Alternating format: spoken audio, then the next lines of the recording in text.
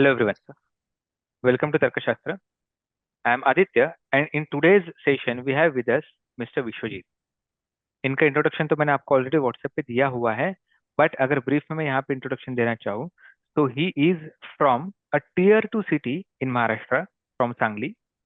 Completed his engineering from PCCOE, which is a rank 1 college, top 3 colleges in Pune. And after that, he has work for around 23 months in the IT company. Correct? Yes sir. Simultaneously, while he was working, he also prepared for the CAT exam. तो उन्होंने CAT 2023 में 98 plus percentage score करके multiple IIMs के calls pitch किए थे, based on his profile and based on his academic experience and work experience. तो उसके बाद ही converted many colleges and the best convert for him was IIM Lucknow. तो आपके सामने है Vishwajeet sir, directly from IIM Lucknow. So ये सेशन जो रहेगा it will be divided in 2 parts. ठीक है? There is no language barrier, so ये सेशन हमारा हिंदी एंड इंग्लिश में चलेगा, because there are many students who are not comfortable in asking the questions in English. तो उनके लिए भी ये सेशन हिंदी में हम लोग रखेंगे, कोई दिक्कत नहीं है. ये सेशन 2 पार्ट्स में डिवाइडेड रहेगा. First is for the students who are preparing for CAT 2025 exam, and second part will be mentoring for the students who have cleared CAT 2025. तो 2024 के जो भी एग्जाम्स है आपके, कैट हो गया, जैट हो गया, स्नैप एंड मैट के थ्रू आपको अगर कोई अच्छे कॉलेजेस के कॉल्स है तो वो कॉल्स के लिए, वो इंटरव्यू राउंड्स के लिए किस तरीके से प्रिपेयर करना चाहिए, इसके ऊपर हमारा सेकेंड पार्ट रहेगा. Okay, so let's start. तो विश्वजीत, आपने कैट के एग्जाम के लिए कैसे प्रिपेयर किया था while you are working as well? तो थोड़ा सा उसके ऊपर गाइड करोगे? So actually, I was working in the firm called known as the CLSA, हम्म. और उसका वर्क टाइम भी था 9 to 6 था, और डेली था, तो मैं हर रोज तो क्लास जा नहीं सकता, ऑफलाइन क्लासेस. सो और मेरा प्रेफरेंस भी ऑफलाइन क्लासेस था, क्योंकि मेरा मतलब ऑनलाइन क्लासेस में होता नहीं था ज़्यादा सा पढ़ाई, तो मैक्सिमम मेरा टाइम ऑफलाइन क्लासेस में ही होता था. सो मैंने वीकेंड बैच लगाया था. सो वीकेंड बैच में ही मैंने सैटरडे संडे ज़्यादा से ज़्यादा सिलेबस कवर किया था, और मैंने जनवरी में ही क्लासेस लगाए थे, क्योंकि मेरा ज़्यादा मैं डेली का टाइम नहीं दे सकता था कैट के लिए, क्योंकि मेरा वर्किंग भी था as I am. And Saturday Sunday भी मेरे क्लासेस मिस होते थे, तो उसके लिए सर से रिक्वेस्ट करके रिकॉर्डिंग लेक्चर अगर होते तो उससे मैं रेफरेंस ले लेता था, क्योंकि रिकॉर्डिंग लेक्चर मिस होने के बाद वो कवर होने में इजी जाता है. देन सो सिलेबस मेरा जून जुलाई तक कंप्लीट हो चुका था. सो जून जुलाई के बाद बस प्रैक्टिस करना बचा था. सो 50% तो प्रिपरेशन और 50% तो प्रैक्टिस ही है स्कोर लाने के लिए. सो और लास्ट के 2 महीने में मैंने हर रोज एक एक मॉक देता चला गया. बट मंडे टू फ्राइडे मेरा वर्किंग था, तो उस टाइम पे मैं मैक्सिमम एनालिसिस करता था paper, Saturday Sunday mock mock exam देके. सो उसके साथ मैंने कैट के साथ बाकी के भी एग्जाम की भी तैयारी की थी, लेकिन most of the focus CAT पे ही था. सो मैक्सिमम कैट के ही मैंने दिए थे अटेम्प्ट. ओके. तो यहाँ पे अगर मैं टाइमलाइन को डिवाइड करूँ, सो let us say yes we sir. Are now starting with the February में. यस तो sir. Ideally what would you recommend कि फेब्रुवरी, मार्च, अप्रैल, मई या फिर जून एंड तक आपका सिलेबस कंप्लीट हो जाना चाहिए, right? Yes sir. June June और 15 जुलाई तक कंप्लीट हो गया तभी चल जाएगा. Correct. So what is this definition कि भाई सिलेबस कंप्लीट हो जाना चाहिए, मतलब कि भाई कॉन्सेप्ट्स भी कंप्लीट हो जाने चाहिए, एंड उसके साथ साथ हर एक कॉन्सेप्ट पे एटलीस्ट 15-20 या फिर 25-50 क्वेश्चंस मेरे प्रैक्टिस हो जानी चाहिए, राइट? Yes sir. सो मैंने क्या किया था कि मैंने सभी सिलेबस कवर नहीं किया था, तो हम हम्म. पेपर एनालिसिस करके मैक्सिमम वेटेज जिस टॉपिक को है, तो उस हम्म. टॉपिक को ही ज़्यादा हम प्रेफरेंस देंगे कवर करने के लिए. वो फर्स्ट कवर करने के बाद एक दो अगर क्वेश्चन, अगर प्रोबेबिलिटी नहीं तो ये सब कौन से तो छोटे छोटे टॉपिक है, तो उसमें से एक दो ही क्वेश्चन वो पूछते हैं, तो हम्म. वैसे टॉपिक हम इग्नोर कर सकते हैं जब अगर आपके पास टाइम नहीं होगा तो बाकी के सिलेबस कवर करके उस पे ही प्रैक्टिस करके जून जुलाई तक होना चाहिए okay. Syllabus, okay. Maximum so 90% syllabus. Correct. So ये यहाँ पे मैं एक थोड़ा सा एक्सेप्ट निकालना चाहूंगा ये प्रीवियस आंसर का, कि जितना मॉक्स आप दोगे उसके बेसिस पे आपको पता चलेगा कि what is the weightage given to a particular topic. जो टॉपिक को ज्यादा वेटेज है वो टॉपिक के ऊपर ज्यादा प्रिपरेशन करो, जो टॉपिक को कम वेटेज है उसके ऊपर ज्यादा मत टाइम इन्वेस्ट करो. एंड इस तरीके से इस this is the definition of syllabus. Okay, syllabus complete करना मतलब ये नहीं है कि 100% सिलेबस कंप्लीट करना है, राइट? यस। करेक्ट। तो आपने, विश्वजीत, बहुत सारे लोगों का ये दिक्कत होता है, पर्टिकुलरली फ्रॉम वर्नाकुलर बैकग्राउंड के जो स्टूडेंट्स होते हैं, उनका यस। इंग्लिश बहुत वीक होता है। तो how did you yes. Tackle that particular section? So उसके लिए वीआरसी के लिए हर रोज मैं प्रैक्टिस करता था, 1 to 2 सेट हर रोज। हम्म। अगर मतलब मेरा 9 to 6 जॉब था, तो उसके बाद 10 to 11, नहीं तो 10 to 12 रात के टाइम पे 2 घंटे डेडिकेट करके एटलीस्ट दो वीआरसी टॉपिक और दो बाकी के जो रहते सिलेबस, हम्म। जैसे कि कौन सा, कौन के और कौन, तो बाकी के भी हम टॉपिक कवर कर हाँ, सकते अभी हैं। अभी नहीं हाँ। ध्यान में आएगा, हो गया उसको एक साल। वो सर 1 साल हो गया है, तो और हमारे इधर के प्लेसमेंट और उसमें जरा ज्यादा ध्यान है, तो हम्म। वो चल रहे, तो उसकी वजह से याद नहीं आ रहा अभी। ठीक है। तो in short you want to say कि आरसी जो आपका वीक सेक्शन डे। रहेगा, yes sir. 1 or 2 RC a day, and at least one topic per day अगर आप कंप्लीट करने चाहोगे तो उससे स्पीड बढ़ेगा, राइट? यस सर, टॉपिक तो एक दिन पे कवर नहीं होगा, लेकिन करेक्ट। एटलीस्ट हमें दो वीआरसी के और दो डीआईएलआर के सेट तो सॉल्व करने चाहिए daily. Okay. Correct. Okay. Then जो जुलाई ऑनवर्ड जो आपने प्रिपरेशन किया था कि लेटेस्ट से mocks, but you are yes sir. Also working at that time, right? Yes sir. तो आपने जॉब कब छोड़ा था शायद? जॉब मैंने जून में तो छोड़ा, कॉलेज ज्वाइन करने के बस 2 दिन पहले छोड़ा था मैंने जॉब। मतलब जो कैट का एग्जाम दिया, जो इंटरव्यू का प्रिपरेशन चल रहा था, तब भी you are working. I remember yes कि सर। जब हम लोग आपके मॉक्स लेते थे तो यस। आपका टाइम स्लॉट हमेशा इवनिंग का ही होता था। यस सर, कंपनी में बैठ के मैंने इंटरव्यू दिए थे वैसे मौके। Correct, correct. ठीक है। Yes, तो 15 जुलाई के आसपास अगर आपका सिलेबस कंप्लीट हो जाता है तो आइडियली कितने कैट के लिए मॉक्स देना चाहिए, आप रेकमेंड करोगे? सो स्टार्टिंग में सेक्शनल मॉक मैंने दिए थे, तो हम्म। सेक्शनल हर एक के एटलीस्ट 10 10 10 10 3 टॉपिक के मॉक दे दिए। तो हम्म। उसके बाद मैंने एटलीस्ट 30, तो पूरा मतलब 2 घंटे के मॉक दिए थे। ओके, मिनिमम ओ 30। 30, और उसके साथ हमें अ, उसका एनालिसिस भी करना चाहिए, बस मॉक दे के छोड़ना नहीं चाहिए। हमारी कहाँ गलती हुई, क्या मतलब हमने छोटा, कौन सा इजी वाला क्वेश्चन हमने टैकल नहीं किया, वो उसको हमें पहले ज़्यादा प्रेफरेंस देना चाहिए था। ऐसे कौन से इजी क्वेश्चन छूट जाते हैं, तो उसके लिए। करेक्ट। और कौन सा वीआरसी का हमें टॉपिक उठाना है, कौन सा पैसेज सॉल्व करना है, वो भी कैसे आइडेंटिफाई करे, तो वो प्रैक्टिस से ही समझेगा कि कौन सा करना है। और डीआईएलआर का भी सेट कौन सा इजी होता है, क्योंकि 4 सेट में से दो सॉल्वेबल सेट होते ही होते हैं, वो एक मीडियम रहता है और एक हार्ड रहता है, तो वो दो इजी कौन सा है, तो वो फाइंड आउट करने के लिए हमें ज्यादा से ज्यादा प्रैक्टिस चाहिए। करेक्ट। करेक्ट। बस। तो वही है कि भाई अगर if there is a person who is trying to break a tree, तो सिर्फ घाव मारने से कुछ नहीं होगा। आप जो औजार यूज कर रहे हो उसको आपको शार्पन भी करना पड़ेगा। जो आप ब्लेड यूज कर रहे हो उसको शार्पन भी करना पड़ेगा। तो ये कैसे आएगा? ये एनालिसिस के थ्रू आएगा, राइट? यस। करेक्ट। तो ये तो हो गया एग्जाम का प्रिपरेशन। अभी आते हैं जो मेन फोकस है, मेन एजेंडा है आज के सेशन का, उसके ऊपर कि what is your thought process और what is your main input for the students who are preparing for वैट पीआर। सो वैट के लिए मैक्सिमम जो कॉलेजेस है, तो वो ट्रेंडिंग टॉपिक पे ही क्वेश्चन पूछते हैं। तो पिछले हम्म। साल का क्वेश्चन था कि मुझे पूछा गया था कि वैट के लिए कि क्रिप्टो करेंसी के बारे में आपका क्या थिंकिंग प्रोसेस है, कि फर्दर उसका क्या होगा, फ्यूचर में क्या होगा, उसका वैल्यू बढ़ेगा, अपेक्ट होगा, डिक्रीज होगा, इंक्रीज होगा उसका वैल्यू। तो हम्म। ऐसे वो ट्रेंडिंग टॉपिक पूछते हैं। तो इस साल के भी ट्रेंडिंग टॉपिक जैसे कि डीप फेक, हम्म। जो एआई आ चुका है, तो उसके खिलाफ चैट जीपीटी कैसे स्टैंड करेगा, क्या करेगा। तो वैसे क्वेश्चन आपको पूछ सकते हैं कि एआई रिलेटेड, टेक्नोलॉजी रिलेटेड, नहीं तो इकोनॉमिक्स रिलेटेड, बजट रिलेटेड, नहीं तो कुंभ मेला आ चुका है तो उसके रिलेटेड भी क्वेश्चन पूछ सकते हैं। तो वैट के लिए करेक्ट। तो ट्रेंडिंग क्वेश्चन ही पूछते हैं कि एक ट्रेंडिंग टॉपिक कौन न्यू सा है। टॉपिक ये भी है कि जियो ने भी खुद का एक डिजिटल कॉइन लाया हुआ है। यस सर, तो उसमें भी पूछ सकते हैं, तो तो इंटरव्यू में भी पूछ सकते हैं। आपका क्या ओपिनियन है, जियो नेक्स्ट बिटकॉइन बन सकता है इंडिया का? अभी तो मतलब पॉलिसीज इंडिया के वैसे नहीं है कि बिटकॉइन के लिए फिजिबल। अगर पॉलिसी के ऊपर डिपेंड है कि जियो का कॉइन कितना चलेगा, क्या चलेगा। तो खरीदू कि नहीं खरीदू? वो तो अभी मालूम, मुझे भी इतना मालूम नहीं, एनालिसिस मैंने भी इतना डीप नहीं किया उसका।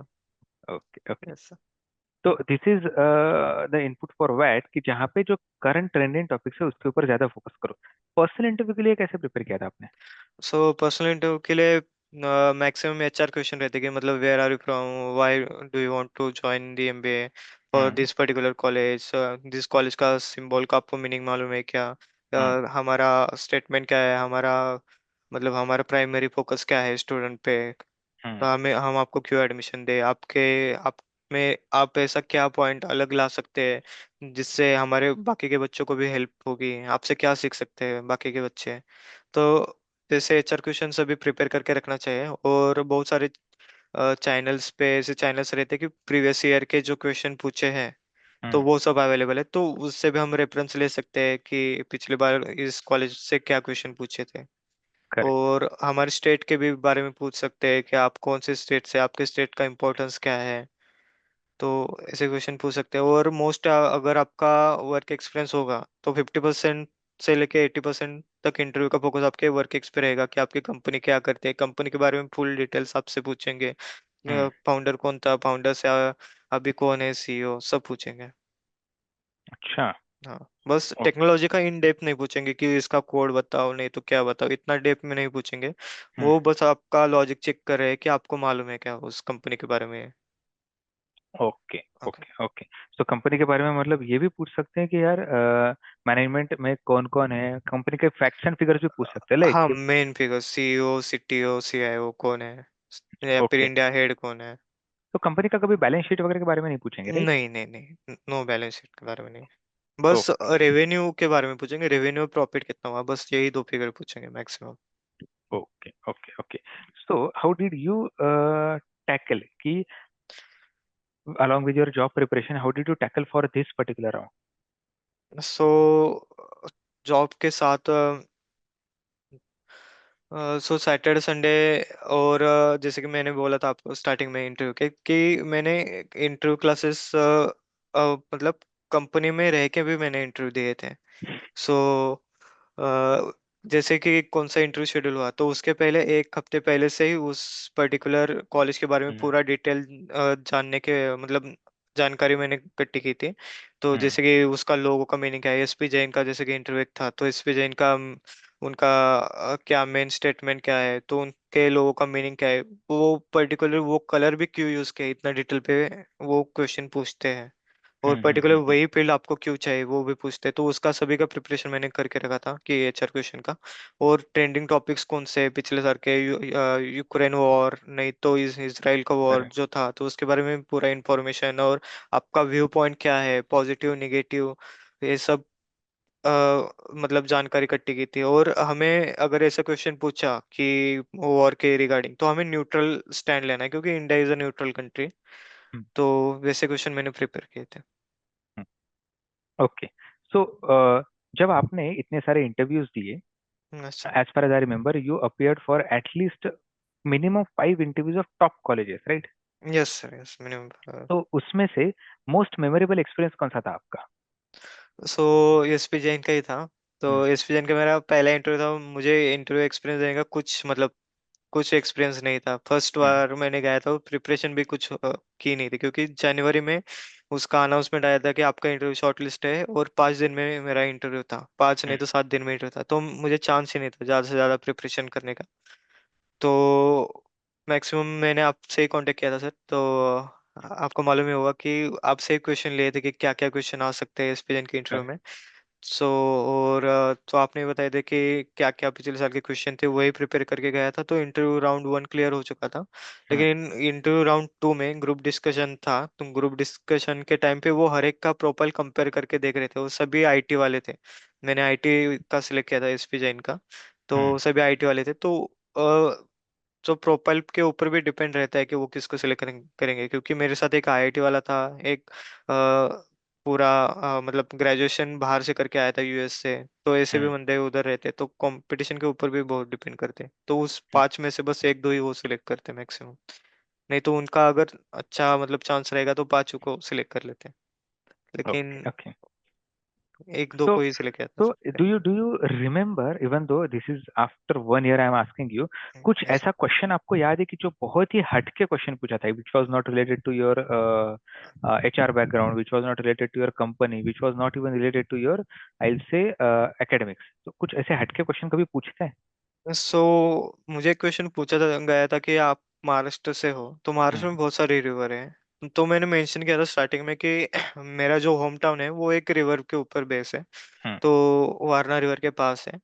तो उन्होंने बोला कि आपको क्या लगता है कि महाराष्ट्र स्टेट में कितने रिवर हैं। तो मैंने ऐसे रैंडम गेस किया था 20, तो उन्होंने हम्म। पूरे मुझसे बोले कि आपको 20 नाम है ना, तो आप 20 नाम बताओ। तो 20 रिवर के मैंने नाम बता दिए थे उस टाइम ओह, पे। यस। बढ़िया। लेकिन बढ़िया। 20 से ज्यादा है रिवर वैसे तो। लेकिन ऐसे मैं ट्रिकी समझ। क्वेश्चन पूछ सकते हैं कुछ भी। सो ये ऐसे क्वेश्चंस पूछने के पीछे क्या लॉजिक हो सकता है, आपको क्या लगता है? वो जानना, उनका लॉजिक ये है कि आप आपके स्टेट के बारे में कितना अवेयर है, आप जहाँ से आए हैं, हम्म। वहाँ के एनवायरनमेंट के बारे में आपका क्या अवेयरनेस है। हम्म। और आपके यहाँ के मतलब अभी और भी क्वेश्चन पूछ सकते हैं कि आपके इधर कौन सी इंडस्ट्री डेवलप हो रही है, कौन से मेन इंडस्ट्री है, तो उसके बारे में भी पूछ सकते हैं। ओके। ओके। तो मतलब basically they are trying to explore, they are trying to understand you as a person, how aware you are about your surroundings, right? Yes sir, yes sir. Okay. Okay. Okay. ठीक है। तो विश्वजीत, कुछ एक एक specific input आप देना चाहोगे? This is the last question from my side, इसके बाद मैं स्टूडेंट्स के लिए ओपन करूंगा ये फोरम। तो यस। कुछ स्पेसिफिक इनपुट आप देना चाहोगे कि जो which will be helpful for the students preparing for VATC around this year? So वैट के लिए जैसे कि मैंने स्टार्टिंग में बोला था कि आप ट्रेंडिंग जो टॉपिक है इस साल के, नहीं तो पिछले साल के 24 के जो, तो उसके ऊपर आप प्रिपेयर करो कि हम्म। मैक्सिमम क्या रहेगा, और आप लिख के 300 वर्ड्स का आप ऐसे लिख के आप प्रोसेस करो कि मतलब उसका स्ट्रक्चर कैसे होना चाहिए, स्टार्ट मिड पार्ट और एंडिंग कंक्लूजन कैसे होना चाहिए, आप लिख के एक दो बार ट्राई करो, तो वैट का प्रैक्टिस हो जाएगा उससे। और इंटरव्यू के लिए आप एचआर क्वेश्चन मैक्सिमम प्रिपेयर करो। अगर आप फ्रेशर है तो वो पूछेंगे, 100% पूछेंगे कि आपके फेवरेट सब्जेक्ट कौन से है यूजी से, और आप कितने अवेयर है उस सब्जेक्ट के बारे में, तो वो सब पूछेंगे। तो हम्म। आप प्रिपेयर करके जाओ, वो बेस्ट भी और वर्स्ट भी पूछेंगे कि बेस्ट सब्जेक्ट आपको कौन सा है, वर्स्ट सब्जेक्ट कौन सा है, तो वो सब प्रिपेयर करके जाओ एटलीस्ट वह टू सब्जेक्ट के टू बारे में थ्री कैसे प्रिपेयर करेंगे यार? वर्स्ट तो था क्योंकि उसमें इंटरेस्ट नहीं था। हाँ, तो फिर भी सर वो पूछते हैं क्योंकि आई एम इंदौर के इंटरव्यू में वो पूछे, उन्होंने पूछा था कि आपका हम्म। वर्स्ट फेवरेट सब्जेक्ट कौन सा है, तो मैंने बताया था, तो उसके ऊपर उन्होंने इंटरव्यू लिया था। ऐसे अच्छा। भी करते हैं। Yes. Oh, okay, this is something new for me. Yes. Okay. Okay. तो thank you Vishwajeet, thank you very much for taking out your time from busy yes. Schedule at I M Lucknow. Yes. तो अभी अगर कुछ students के doubts हो गए तो उसके लिए मैं फोरम थोड़े टाइम के लिए ओपन रखता हूँ। अगर कुछ यस। नहीं आया then and if they ask few questions to me, अगर कुछ आई एम लखनऊ के कॉल गेटर्स अपने पास हम्म। होते हैं, एक्सपीरियंस आई एम इंदौर के वगैरह, then I yes. Will route those questions to you. Yes. ठीक है, तो आई थिंक एक क्वेश्चन है अपने पास। यस। अच्छा, तो ग्रुप डिस्कशन का कोई प्रोसेस हुआ था आपका कोई पर्टिकुलर कॉलेज के लिए? Yes sir, I think MDI Gurgaon के लिए हुआ था प्रोसेस। हम्म। हम्म। तो एमडीआई गुड़गांव में उन्होंने स्टार्टिंग में 10-10 के ग्रुप किए थे हर एक के। तो उसके अकॉर्डिंग उन्होंने पैनल बनाए थे, और पैनल के अकॉर्डिंग इंटरव्यू लेते। और वो हर एक को मतलब चांस तो देते हैं बोलने का, लेकिन आपको मिनिमम 2 से 3 एंट्री तो लेनी है जीडी में। हम्म। हम्म। तो अगर आप स्टार्ट कर रहे तो, नहीं तो एंड कर रहे तो 2 एंट्री भी सफिशिएंट है। अगर आपने हम्म। स्टार्ट नहीं तो एंडिंग करने की ट्राई किया है तो, अगर आप हम्म। मिडल में बोलना चाहते हो तो 2-3 एंट्री तो आप मिनिमम लेना चाहिए। और उसके ओके। बाद सबका मतलब जीडी के बाद सबका इंटरव्यू राउंड होता ही है एमडीआई में। तो ओके। इंटरव्यू भी यस, अच्छा, तो एलिमिनेशन राउंड नहीं रहता GD round. Okay. Yes. Okay. ठीक है। ठीक है Vishwajeet, yes. That's it I think. तो बाकी तो आपने कैट के बारे में तो सब कुछ बता ही दिया है एंड वेट के बारे में भी बता ही दिया है। तो yes. If there are any more question from the students which are coming to me, मैं आपके पास उनको राउट करूंगा, चलेगा? Yes sir, yes. नहीं तो आप लिंक्डइन पे भी कनेक्ट कर सकते हैं, लिंक्डइन पे सीधा आप पूछ सकते हो, नहीं तो अगर करेक्ट, जिसको। करेक्ट। यस। चलेगा, चलेगा। Okay Vishwajeet, thank you very much for your time. Thank you sir. Thank you. Bye. Good day. Bye. Bye. Thank